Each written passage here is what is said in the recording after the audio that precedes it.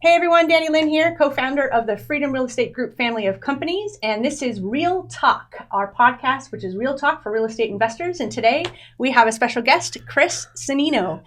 Yeah, hi, I'm happy to be here. What's up? How do you pronounce your last name? Cennino. Cennino? Right. Okay. I was listening to some of our other podcasts and I heard Cennino come out, and I was like, crap, have I been doing that wrong this whole time? Nope, Cennino's right. Okay, good. So tell us what you do.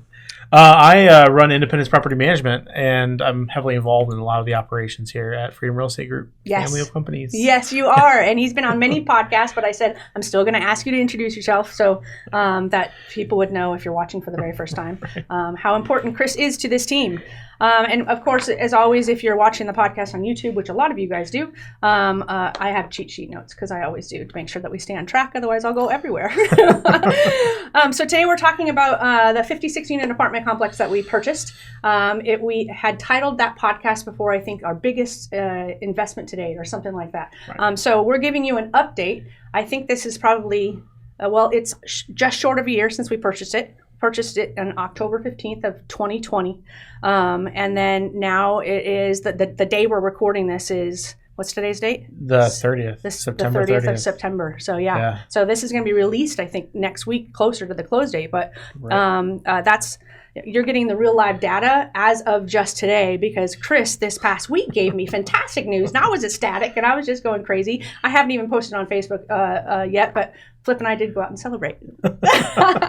So good job, Chris. Okay, so what we're going to do today, that purchase was a 56-unit apartment complex. It was a 48-unit, that's 3 buildings, and then an 8-unit, probably like 5 minutes down the street or something. Yep, couple blocks. Okay, yep. So we're going to be selling the 8-unit just because this is part of Flip and I's personal portfolio, and we've decided that we want larger complexes instead of small. So we're selling the 8-unit. So today we're really going to dive into the 48-unit is what we're going to talk about.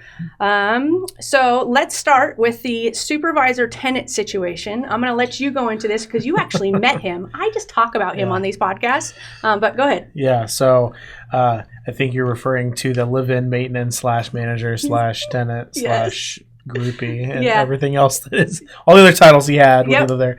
So we the previous owner of the property prior to Danny and Flip, they were a DIY owner, and so they kind of did the best they could for managing. I think the gentleman was local. I don't think he's local anymore. So he put his trust in a tenant who had a little bit of maintenance experience and possibly some management experience, and said, "Hey, I want you to collect my rents and be my resident liaison and all the things that come with what a manager should be doing." Popped him up in one of the units, gave him a discount on rent. Actually, I think he didn't have to pay rent, and said, "Hey, collect my money as long as I get X per month, whatever." That was a very fun tenant to remove. It was a very interesting process. Actually, so we tried to work with him a little bit. Did not pan out. And he was in our third wave of evictions. Yes. That's when we finally got people going out the door. So it was very interesting. The unit that he lived in was also one of the worst units for the flip. We had to actually tear up the floors and do some of the subfloor. And it was a mess.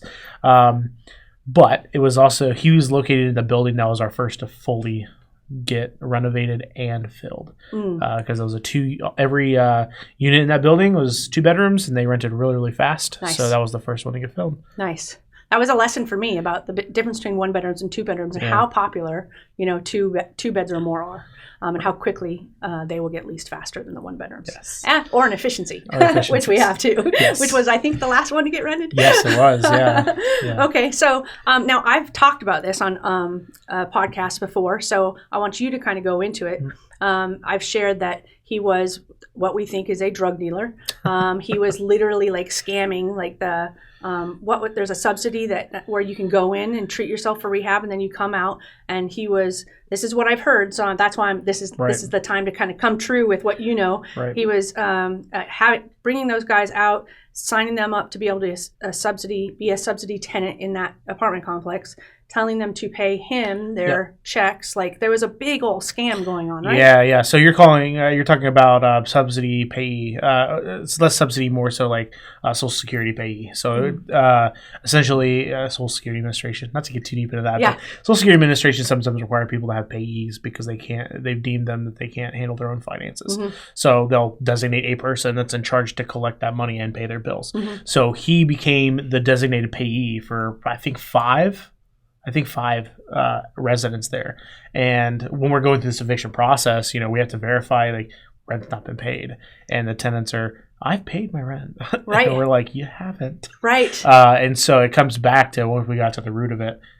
He was actually in fact taking their money, and it wasn't getting into the proper pockets. So now those tenants later got evicted for other things in addition to non-payment, so it's not like we forced them out because of it, but we were understanding, and that was part of the reason why it took so long to get him out, because there were so many moving parts. I cannot confirm or deny whether or not he was affiliated with drug usage on the property. However, there have been lots of speculations and lots of eyewitness testimony to that. Ultimately, it was a non-payment of rent situation that got him out. We non-renewed his lease. But yeah, he was heavily active. And actually, you own, it's not part of this, but you own a duplex that's a couple blocks away, more than a couple blocks, about 10, 15 minutes away in Middletown as well. When we finally moved him out of your 48 units, he showed up next door to your duplex. He moved in next door. And we're like, okay, this is going to be a long thing. This will be a great thing. So we ultimately had to trespass him for all of the properties that we own. Wow. Like anything that was part of that package, because this 56 units was bought in a larger package of other single families and duplexes. We ultimately had to trespass him officially in Middletown from all of our assets. And since then, we haven't had as many issues. I'm sure he's still there somewhere. Yeah. But I haven't had any dealings for about 3 or 4 months. So it's been a breath of fresh air. That is so nice to hear. Yeah, I was also told, that whatever that subsidy is that treats people who are going through drug addiction or whatever, that he would pull them, give them leases, and then sell them drugs. This is what I heard. Yes. I also heard, many times where we'd walk into a vacant property that was somehow not vacant, and somebody's sitting there. Oh, I'm the maintenance guy. James let me in. Yeah. Or, something like that. Yeah, that's another interesting. So after he moved out, and we're vacating units, we're securing units, putting new locks in there, adjusting door jams and all that. We come back and there's somebody back in the unit, and the bottom line was that he was hiring people in the community, quote unquote, to work for him, because I guess he did some remodeling and maintenance-esque stuff for other landlords in the area. He would have them come in, do labor for him, and say, hey, I'll cover your rent, and then just move them into our complex with no lease. So that was a interesting thing to learn about. I didn't know that. I mean, it makes sense, but I don't think like that. So I was like, okay, that's new. It's not one I've encountered before. So luckily we have a good legal team, and we were able to get a little bit creative on how to make that not happen anymore, including you installing cameras. Like, ultimately, we came down like, hey, just people telling us there's problems isn't enough. We need to actually be able to just check it at any given time. So we installed cameras, and I think there's 13 cameras on property. All the entrances, exits, parking lots, common areas, the whole property's covered. Yes. And ultimately, we end up catching some of that traffic, and we're able to get the police out there quite early. We even hired the police. Yes, we did. And for a while there, we had them on site. Yep. 10 hours a day or something. Exactly right. Most of the night. Just to make sure we can turn a corner. And it got to the point where the activity around there was so crazy, and you guys were doing such a good job of getting them out that they started breaking in windows, right? And we just kept continually finding people in our vacant units after we thought that they were gone and it was empty and it was secured. There they are again. So then we started putting SimpliSafes on. We started boarding up. I think we put SimpliSafes on. Then we did second step of board up windows. But then I think they stole a couple SimpliSafes. Yeah, they stole a couple SimpliSafes. I have a funny story about SimpliSafe. And actually explain what a SimpliSafe is. For SimpliSafe. So SimpliSafe is is a service that he's, a little advertisement here. Sponsored by SimpliSafe. No. So no, SimpliSafe is a do-yourself security system. So you pay for their service. I don't know what the costs are for that. It's more of a I think it's $25 a month per unit. Yeah, they got like little motion sensors, door sensors. They have a little base tower and a little keypad. I mean, just your traditional home security system. Simply plug and play. No super strenuous setup or hard wiring or anything. We use it for not necessarily problem areas, but specifically problem properties that we have trouble getting the security where we need to be. Even when like we go and change locks for some of our single families, like there's just so much foot traffic that we want to just have that little added security for our clients, for you, to make sure that there's not. We're notified if something happens. Right. Now, let's say the motion sensors are super, super sensitive. So we've like caught squirrels outside of windows and things. So strategic placement of these devices is important. You mentioned like people breaking in windows. And we had to board up like all of the ground floor windows. And then they like grabbed the awning and they did a chin up on the awning and they climbed in the second floor window. So like, great. So we started screwing windows shut, and it was a very large task to get that. And it was only one of the 3 buildings, which is crazy. There's only one of the 3 buildings that was actually a problem, and they're literally like right next door to each other. So I'm still confused as to why only that building was a problem, but the rest of them, like we locked the doors and people left them alone. It was the middle building, actually. It was the peanut butter of the sandwich, the middle one that was being a problem. That's funny. But yeah, we had a situation actually on the last wave of evictions. I think it was the last 8. Person was not in the right state of mind, possibly chemically induced. Oh, dear. And we were getting them out. Bailiff's there. We had a crew there helping move all the stuff out for her. And in one of the boxes she was carrying out was our SimpliSafe. And not only our SimpliSafe, but our wireless internet. Like our router that we use that she had unplugged from the wall in the common area. And so I was like, well, what's that? She's like, oh, this is the stuff I have to return to T-Mobile. And I'm like, no, it's not. So I flipped. Luckily, we mark everything. So I flipped over the router, and it has our little handwritten like IPM whatever. And then on the SimpliSafe, I popped off the back where the battery is. Yeah. And there's Flip's little notation of what SimpliSafe said it was. And I'm like, yeah, no, these are ours, and that's theft. And she was like, well, it must have been my boyfriend. And I was like, okay.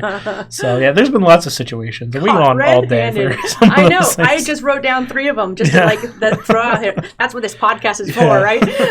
So the attic. Do you remember that? No, you wouldn't write that one down. Yeah. Okay, so in the problem building, we could after we were 100% sure they weren't getting in the doors and they weren't getting in the windows. Like there was no way that they were getting in.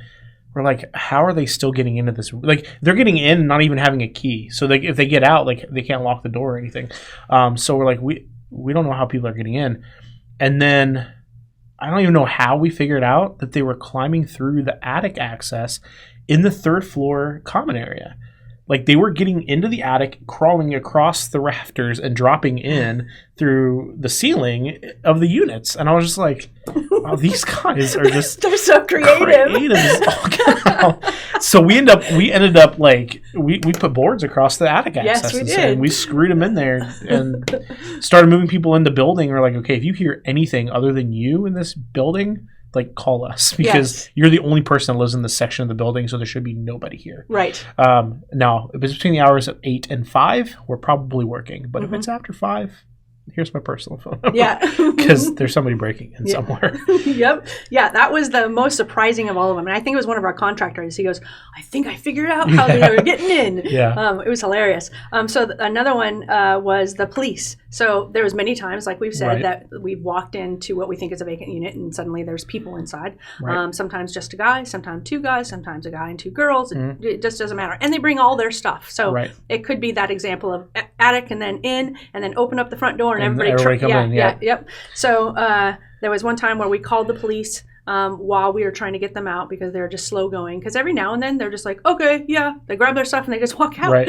But this time they were just, kind of hanging around. So we're like, we're going to call the police. So the police come, and I can't remember. I don't think you were there. I think it was me and Jen one of our in-house contractors maybe Right. at the time. So we're talking to them, and they get them out, and they ask them all these questions, and they trespass them. And then I start talking to them about, this complex. And they said, this complex was actually owned, not before the owner that you bought it from. The prior owner was the police chief. Right. And this complex is known for its, drug activity. Right. And so I asked, are you guys here a lot? And they're like, we're here all the time. And so I pointed right across the way. That's 1 block away, that like 200 unit beautiful complex. Yeah, 2 parcels. Like it's divided by a parking lot and a church. Yeah, like and it looks like brand new. I don't know what the construction is, but it's gorgeous. And I said, you ever go there? 1 block away, that way. She goes, no, never. And I'm like, okay, at least I know this area is good. Right. It's this complex that is very well known for, here's where you go to get this. Right. So we asked them, questions about SimpliSafe, and they said, what if we put it on silent? And so they don't know what's going off. And then you have time to get here and catch him. And she honestly said, I would love to tell you that we could do that, but we are so busy. It could be 10, 15 minutes before we can get out here based on who's, what else is happening. And the last thing that you want is for them just to not know, or she had given an example. She goes, I just recommend something loud, just make it go off so that they get back out and that something happened. So it was just a crazy conversation, but it did give me hope. And that's when they asked for, can I have your personal number and my personal number and my husband's personal number so that they could call us if, they had any issues. Yeah. And we, like when we replaced the common area doors, to try to again secure the buildings. I think we gave a copy of the key. Like they have a master key to get in, and I think if I'm not mistaken, they actually have a master key to the individual units too, because we have that also all those on a master key system. Yeah. So I mean, if there is a situation, they can get in. They don't have to wait for us. I'm 35 minutes from the property. I think you're about the same. Yeah. So if we were to have to go out there, it would take us a bit. To get there, but having good relationship with the police department has been very helpful. It's been fantastic. Very, very helpful. And I just loved hearing that, it's not this area. It's just this building. We're like, we're going to turn it. We're going to rebrand it. We're going to do all that stuff, and it's going to be okay. And that's the last thing that I wrote down was just when you mentioned the cameras. Remember when we contacted the previous owner about the cameras, and he said, they don't work anymore because whatever you used the box, the box kept on getting stolen. Yeah, and I was just in my head, I'm going, it was your guy that that you hired to run this place, probably. No, 100%. Yeah, actually, when we reinstalled the camera system, I mean, we did a whole new system. We didn't use any of their materials. Yeah. Just for security's sake. And this was one of our stipulations. Like he's going behind a double locked door, so it goes to the common area and then into additional locked area that no tenants have access to. Right. Has some of our mechanical stuff in there, so we are in there often. And then it's like locked behind a sealed a steel cage. So it's like they may go in there and be able to unplug like the internet, which would make them stop working, but the actual backup for everything is locked up. So if there's ever a situation, we can roll back the tape. Yeah. And actually I have access to it on my cell phone. So like I can just pull up the cameras whenever I need to see. Awesome. And it definitely makes me feel better about it. And I remember Jeff saying, I knew Chris was going out there. So I just look on my phone and I check the cameras and I'd see Chris walking around. Funny story. I was there one day, Actually, I was there to meet the police department about something, and there was like somebody just walking around, not in the good mental state. So the police were on site, and Jeff is on the phone with me. Like, okay, I have 2 phones, so I have my personal phone and my work phone. Work phone, I have the camera up because I'm trying to figure out how many people are involved in this little thing because we're outside. Can only stay in one parking lot. Can't be 2 places. Jeff calls my personal phone. He's like, Chris, go around the back. They're on the back. Oh, the police coming. Like he's watching play-by-play of the situation that's right in front of me. I had to get off the phone with him. I was like, hey man, I appreciate it, but I think I'm okay. Yeah, that is so funny. Well, I don't know if there's probably more horror stories, but I really wanted to dig into that because I keep on. I'm on other podcasts now, and they're like, tell me about this apartment complex. Right. They really want to hear the story of what happened and how did you get through. So that was the horror part, right? We bought it because we needed to buy the entire package, and that apartment was a part of the package, so we ended up getting it. Yeah. And then we found out, kind of all of this stuff.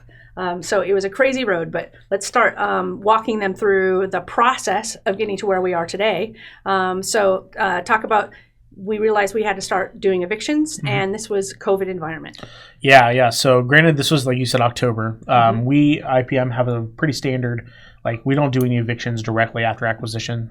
We try to wait at least 30 to 60 days, because if a resident has an excuse not to pay rent, it's when the management changes. I don't know where to pay my rent. Yeah, right. So we have to establish a little bit of rapport. Like, hey, I'm here. I'm going to take care of 1 or 2 work orders for you. I'm going to be on site. We're going to talk in person. We try to establish that. So we also knew right off the rip, though, that we were going to be removing a fair amount. We didn't have a sure-up number because we didn't trust the financials once we got to know the people involved with the financial statements. You had a general idea of what you wanted to go with the property as far as rehabs. So we wanted to make sure we were doing everything possible to make progress toward that without losing time with removing tenants. So it became very evident very quickly what tenants were not good before we even looked at the books. Okay. So we kind of developed a plan. We're going to do a couple waves of evictions. COVID, like I said, it was toward the end of the year. So we're still under a lot of restrictions for non-payment of rent is a big thing, especially with COVID. So, unfortunately, non-payment of rent is one of the easiest ways to get people out. The shortest notice is required for that. But at the same time, like, a lot of these are criminal activity. They're violence. There were people that were, like, behind, like, a year's worth of rent. So it became a kind of a tough conversation, because the ones that were just behind on rent, like, we're going to give them an opportunity to pay some form of fashion. Absolutely. But at the same time, like, make it abundantly clear that we're going to help you get resources to pay rent, but ultimately, like, you've got to transfer to one of our new units, and the rent's going to increase quite a bit. Yes. Because we're completely renovating the unit. And I understand the rest of the building and the rest of the property may not be at that level yet, but we're working towards that. So we were having very clear, very transparent. Nobody should have been surprised when those notices started getting posted at the door. And we started with the criminals. We started with the bad eggs, we call them, the ones that were just culturally not fit for the community. I think the first wave was 15 or so, Wow. Where we're just like, hey, you got to go.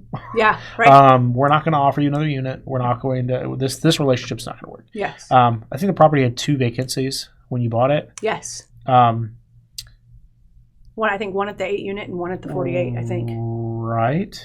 Yes. Yeah.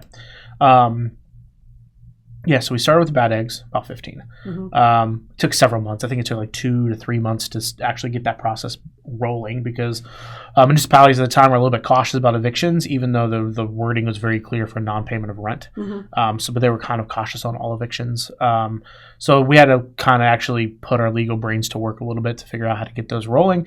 Coming to January, we're rolling out the second wave, which is another 15, I think. Those moved a little bit faster because now we're past, like, our third extension with the CDC declarations, and we're able to have a little bit more of a conversation, like, okay, hey, your lease is expired at this point, and we're just not non-renewing. Like, we've waited our time, we've asked you to leave, we've given you an opportunity to leave. At this point, it has nothing to do with rent. Most of these people, we didn't even charge back damages. Like, we're like, listen, we just want you to move. So we're going to waive your damages, because you were going to remodel the whole thing anyway. We just wanted them out. Back rent. A few of them did get charged rent, like we're going to collections on them just because of the fact that they didn't leave willingly. And there was still eviction costs that went into that. So they're getting a little bit of rent, but we're not chasing you for the $10,000 of damages to the property. And then the last wave was literally the end, only the non-payments, the people that were kind of paying a little bit here or there, but they weren't really being on time for it. And that was in, I think, April or May was the last last wave. I think there was 9 on that one. Overall, 48 units. Okay, we evicted all but 2. Yes, and those 2 are still pay in full on time. And they did transfer. They transferred pretty quick. I think they transferred in January or February. Signed a new 12-month lease at market rate. We didn't have a utility package then because we hadn't really had that discussion. So the utilities are a little bit different on those 2 units, but they're at market. And they both, 3. There was one person that the inherited one. That we have one inherited person that had an existing lease. So 2 people transferred one person has an existing lease, which is actually expiring today. I think today. Yeah. We're going to keep him for a while, though. She's actually a really nice lady. But, so 48, that's what, 45? 45 evictions. Mm-hmm. Wow. Yeah. The crazy part is, it's crazy it's 45. Right. It's crazy to do 45 during a COVID environment, with everything going on. So, yeah. Yeah, we were both very stressed out because a lot of those are like, oh, we're just waiting on a court date. We're just waiting. Like, I can't do anything to influence this. We're just waiting. And so when we finally got, some momentum, those set out days, like we had 3 people from IPM there. We had crews there because we wanted to make sure we capitalized on getting them out as quickly as we could that day. We didn't want to have any loose ends going into the next day. We had, at that point, learned our lesson, and we had new door jams ready to install, and new locks and screws to screw the windows shut. Like, we had kind of gotten the task down at that point. Because the rehab team, Bulldog, was able to turn them in like a few days. Yeah, they were fast. So for us, it's like, okay, as quickly as we can get it back to us as possible, the better. And, so that the eviction process had to be on point. Yeah. And so that leads right into like the rehab and the fact that the rehab was sort of delayed because I don't know how you really felt about it, but I know you know how I felt about it. I was like, I don't want things vandalized, right? Because these guys are just breaking in. They're doing anything to just make our lives miserable, trying to turn this complex over. So it was the shaky ground of when do we start rehab? Right. Yeah. So, I mean, and Steve, our project manager there at BDR, he's like, let's do this, let's go in there. I think he asked me more than you, like, what's the status of this unit? What we did is when we got one unit vacated in the nicer of the 3 buildings, at the time it was they're all the same now, they're all great now, but at the time that was the one that was a little bit easier to manage. We had one unit that we turned into Fort Knox. Like, the guys put all their materials in there. This is their base camp. We made sure that was probably the most secure unit in the whole complex. Yeah. I think I had 2 deadbolts on it at one point. Like, it was tight. Right. And he started buying materials and putting things in there so that he can move quickly on these rehabs. And then Steve also, he had designated crews. Like, he had a team that was, anytime we vacated a unit, he had them in there the same day. Yeah.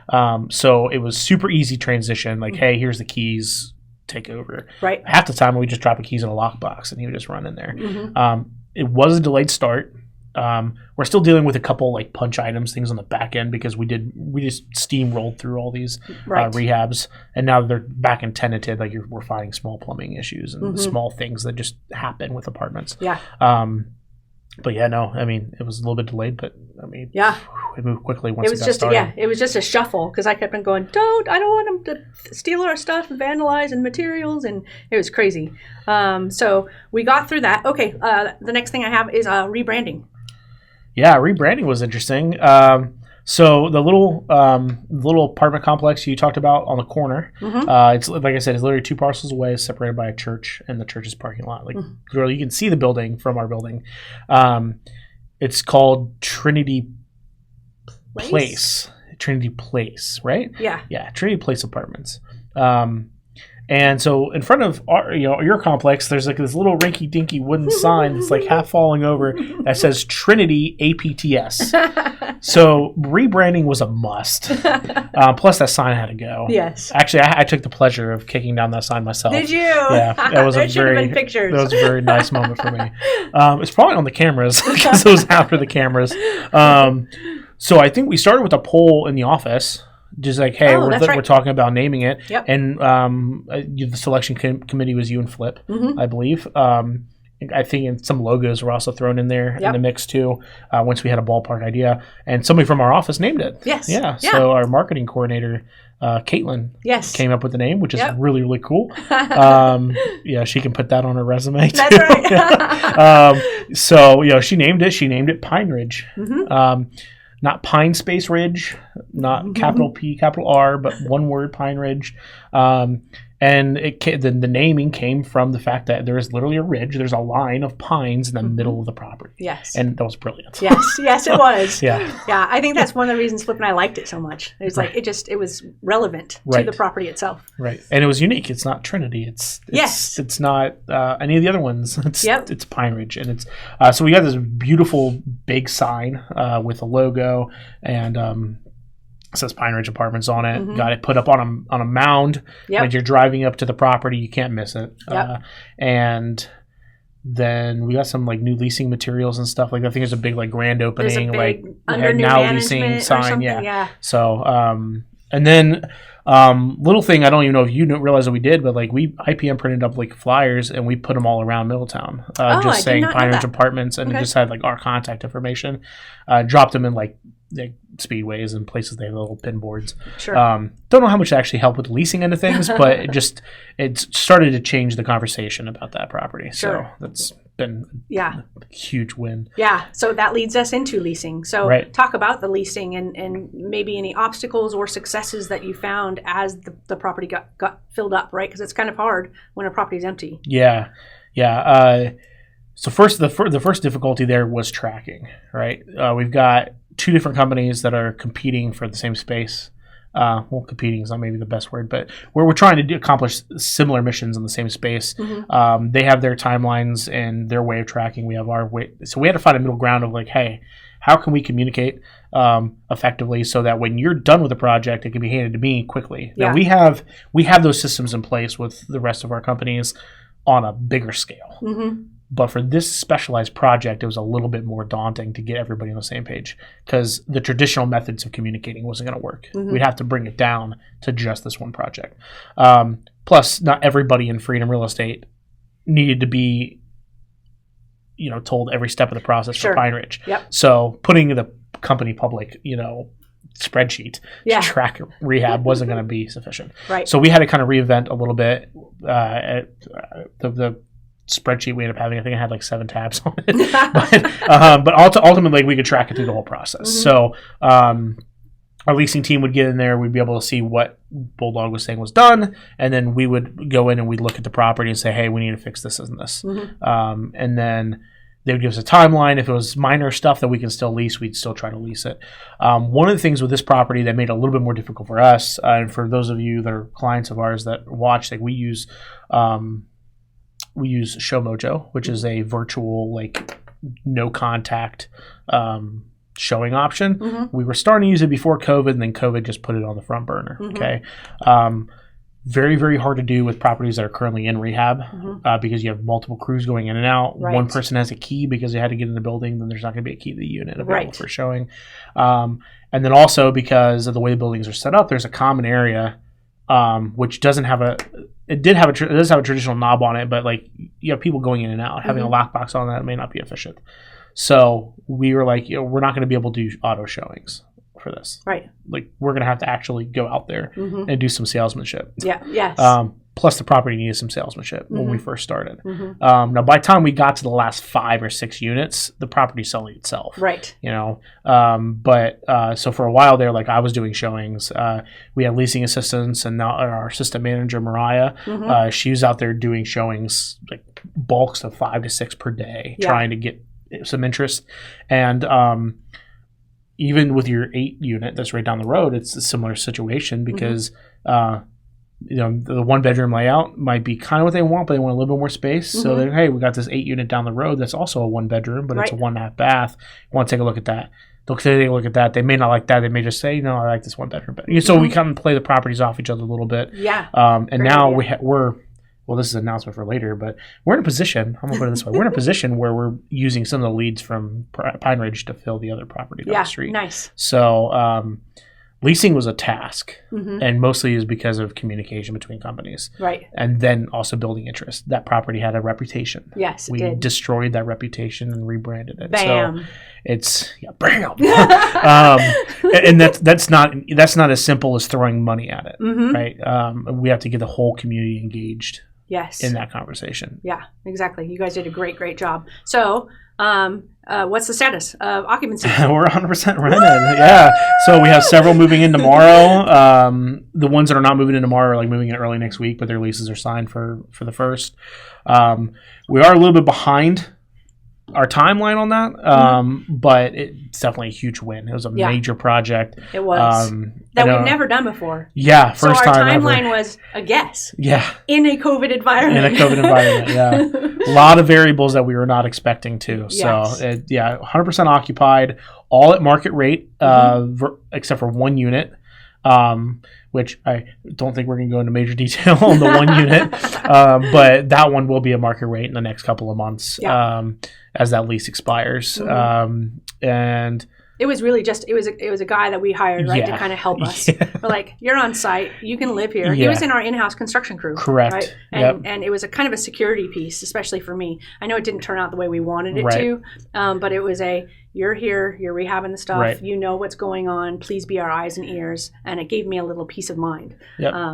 And I would have structured it differently. Yeah, knowing what we know now, we would have restructured it a little bit differently. We're not necessarily losing money on that. It's just more of the relationship didn't pan out the way we expected when we initially made the relationship agreement. But you learn, and now we actually one of our tenants is actually helping with grounds and things too. Nice. But now it's set up the way it should be, where he pays full amount of rent, and then he gets a small stipend on the back end once the work's done. So instead of discounting rent, which I'm not going to do ever again. But so we're in a really good position there. Okay. So I have two more bullet points to talk about. Let's talk about, because we're going to go into the NOI, which is net operating income for anybody who does not know what that is. When you get into the apartment world, it's about NOI. Like, your value of your property is based on how much income you are receiving. So your income minus all expenses, that's your net operating income, and the bank is going to take a look at that, and therefore then you kind of adjust the rate by the cap rate, right? So we'll go into that in a second, but talk about the income sources that we have here at this property that goes into the NOI that I'll talk about in a second. So for all of our portfolio, I'll do it this way. All of our portfolio, the major income sources are rent, and pets. Okay. So there's like garage space and extra space. Sometimes you have a couple that will get a little extra for renting a garage for a little bit more on the rent. But for the most part, it's rent at market or better, and then pets. Pets is kind of tricky because it can actually be a liability. But we required a pet deposit that's non-refundable. We actually call it pet fee. And then there's a monthly fee per pet on top of that. So we try to mitigate any potential long-term damages by charging upfront for that. Now, when we were starting having the discussion early on, when we started vacating, you and I sat down and we put together like what is the goal for the property, and we had a similar discussion about what your NOI needed to be roughly. I think it's evolved over the last year a little bit, but we're like, how can we maximize this, right? One of the things that we immediately started talking about but didn't really iron out until the beginning of the year was utilities. Utilities are weird. And single family usually is a single meter, and and you can just bill utilities. For our multifamily, like there's gas, I think, is separately metered, but not all electric was for these buildings. And some of the buildings are metered differently. Plus there's common areas too. And then there's also like you have to pay for a much larger trash bill because you have to get like a service to come out with dumpsters and service on a regular basis. So in order to try to mitigate that a little bit, we developed a utility package. So we looked at the usage over the last year when it was fully occupied before purchase. Because we knew we were vacating everything or close to everything and then re-renting it. The usage should be a little bit better actually because we're putting energy efficient stuff back into the buildings and upgrading everything. So like worst case scenario, this is how much utilities are going to cost. And then we built a package that the residents are now paying the utilities without having to have the services in their name. So we have the control of making sure the bills are getting paid. Which is a big win for you. It's automatic. It comes directly out of our accounts. And the tenants have the security of having a flat bill.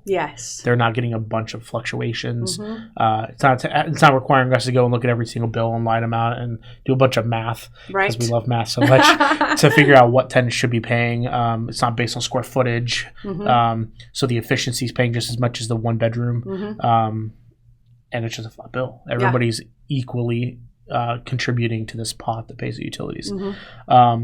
Now, what that does for you, and I know we kind of had to talk to a legal team and make sure that we were doing everything above board. Right. What that does for you is that utilities fluctuate. Mm-hmm. So some months it may be $200, some months it may only be $265. Right. You know, so but that fluctuation, the package pays for itself, right? Yeah, exactly. And then we'll do an analysis at the end of people's leases. Probably annually, we'll look to make sure that we're covering all the utilities we need to be. As of right now, we're on track. Mm-hmm. Now, granted, we are just now fully occupied, so Right. a few more months I'll see where we're at. But another thing we did, we started off with month-to-month leases. We thought that would be the best way to control the variables, especially with utility packages. That we started at a number and it kind of grew over a few months as we started seeing the utility usage. We then switched back over to 12-month leases, right? Because there was more and more pushback for people wanting the security of having a long-term place, and that also sweetens the deal on the utility package because then they're locked in at that rate for 12 months guaranteed, right? And then for you, that's revenue that comes back to help cover that I the can expenses. Count on, right? Yeah. I agree. A couple other things we have is that we did install multifamily. We have the luxury of choosing whether or not to have laundry facilities. Can't really do that you can do it for single family homes, just not as fun to do it for single family homes. So we have a service that has coin operated laundry in 2 of the 3 buildings. The third building doesn't have a designated area that would fit that. It would literally have to go in the hallway. Right. So we set up 2 laundry rooms in the buildings, and the residents have access to be able to go and do laundry. It's actually pretty good pricing for that. Yeah. There's a little bit of kickback to the supplier of those equipment because there's some warranty and contractual obligations there, but the rest of it comes back to you. And then also, as a courtesy, there is a Wi-Fi package for the 3 buildings. Yes. Now, Jeff, if you're listening, kudos to you, man, because that was a pain to set up. And I know that you spent a lot of nights and extra hours making those phone calls. Yes. But it's set up and it's working. It's not required. I think we charge $35 a month. It's actually the same exact utility package I have at home as far as what I get. But my tenants are paying 45% of what I pay. Right. Right? Yeah. So for them, it's a win. Absolute Yes. win. The only thing is, sometimes there can be bandwidth issues and things like that when you have a mesh network of internet. So it is optional. We don't make it a requirement. And if they choose to get their own internet, that's fine. Yeah. It's more so we want to provide this cheap for you. Some people only need it for their phone or their TV. Right. They don't need to play Xbox and PS4s and all these things. Right. And, so for those people that just need just basic internet, it's a cheapest option for them. And then they can add it or remove it whenever they want. It's literally for us changing a password and, providing a password. Right. So right. Very easy to use. I think 65% or more have it. Yeah. I looked at the sheet today preparing for this podcast, and I think we're cash flowing over $300 a month just on Wi-Fi. Right. Yeah, and the goal with the Wi-Fi is just cover the Wi-Fi. We just need to be able to cover that bill. It was more so of an amenity for the tenants to be able to have access, not so much a profit center. So, and it's working out. People love it. Yeah, that's great. Yeah. I love it. Okay, so let's get to the numbers because I promised the numbers when we did the vlog preview for this.